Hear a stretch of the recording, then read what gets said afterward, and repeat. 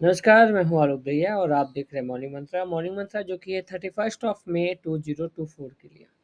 आपके सामने day chart है निफ्टी का और निफ्टी का जो डे चार्ट है वो हमें क्लोजिंग दिखा रहा है कहीं न कहीं 22,488 का। बोले तो 22,515, 516 का जो एक इम्पोर्टेंट लेवल था उसके नीचे की क्लोजिंग आपको डे चार्ट पे हमें देखने को मिल रही है।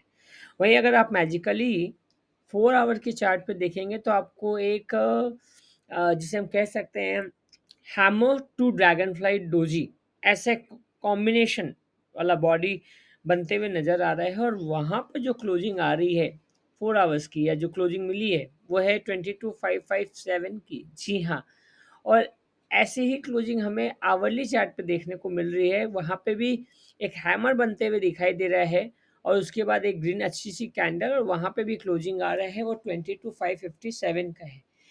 कहने का मतलब ये है कि क्या निफ्टी 22,515 के ऊपर की क्लोजिंग दे पाई है या उसी जगह पर आकर अटकी कल जहाँ पर उम्मीद थी। तो इसमें ये है कि निफ्टी की जो कल की क्लोजिंग है वो भी अपने आप में एक क्रूशियल जगह पे हुई है वो क्लोजिंग। और वो क्रूशियल जगह पे जो क्लोजिंग है वहीं पे आज पहले घंटे में हमें देखना है कि क्या निफ्टी 22,515 22,515 के ऊपर में सस्टेन कर पाती है क्या? अगर 22,515 के ऊपर में अगर सस्टेन कर पाती है, तब तो ये एक बार के लिए पॉज़ जैसा माहौल नज़र आएगा गिरावट में। अगर नहीं, तो देखिए लेवल जो निकल के आ रहे हैं वो 125 के आसपास का निकल के आ रहा है। अब सवाल ये है कि सर अब तेज़ी कहाँ है या मंदी कहाँ है? क्योंकि बाज़ार सच में एक इंडिसीजन मोड में लाके खड़ा हो गया है। तो यहाँ पर देखिए 2 लेवल बन के आ रहे हैं। एक आ रहे हैं या तो 22,777 के ऊपर निकलेंगे तो ही तेज़ी की बात कर पाएँगे। दिन बहुत कम है, क्योंकि जो हमारे लिए इम्पोर्टेंट डे है वो है 4th ऑफ जून, जो कि है मंगलवार। राइट। अब ऐसे कंडीशन में आपके पास आज का दिन है या मंडे का दिन है। तो अब इस 2 दिन को अगर हम ध्यान में रखें तो उस 2 दिन के हिसाब से आपके पास सिर्फ़ 2 लेवल बन के आ रहे हैं बड़े।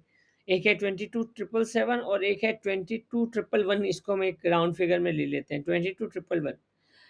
आइदर और ब्रेकआउट और ब्रेकडाउन जो भी होता है, उसके बाद डिसाइड किया जा सकता है बाज़ार कहाँ जाएगा। बाकी मैं सच बता देता हूँ, बाज़ार अभी फुल्ली रिज़ल्ट के मोड में है। रिज़ल्ट जो होगा, वही बाज़ार की दिशा तय करेगा और ऐसे कंडीशन में आप हम सबके ऊपर कहीं न कहीं अपने पोर्टफ़ोलियो को सँभालने और उसको मैनेज करने की ज़िम्मेवारी बढ़ जाती है। तो जहाँ-जहाँ आपको लगे पोर्टफोलियो रिबैलेंसिंग करने की दरकार हो, अपने इन्वेस्टमेंट एडवाइज़र की मदद से वो कर लेने में ज़्यादा भलाई है। तो एज़ ऑफ़ नाउ निफ्टी, अगर हम फिर भी वापस से मैं कह रहा हूँ, अगर 4 आवर्स पे बात करें, तो यहाँ एक थोड़ी रिकवरी की उम्मीद बनती नज़र आ रही है as per the this particular जो आपका कैंडल का शेप बना है, उसके हिसाब से ऐसा फ़िलहाल नज़र आता हुआ दिख रहा है।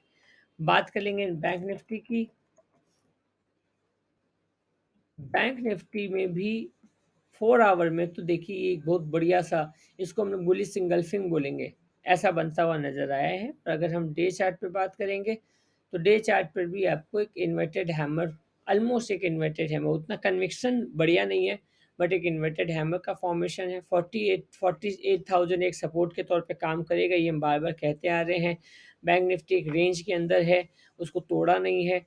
तो ये सारी कंडीशंस बैंक निफ्टी में भी है। तो ये असमंजस की स्थिति आज और सोमवार को भी बनी रह सकती है, थोड़ी सावधानी बरतनी है।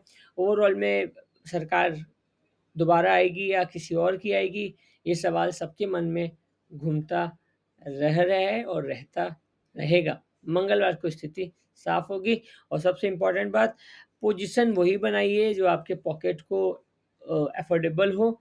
अननेसेसरी के पोजीशंस बनाने का रिस्क इस बाज़ार में ना लें तो ज़्यादा बेहतर होगा। Thank you, thanks a lot and have a great day. Bye bye, take care.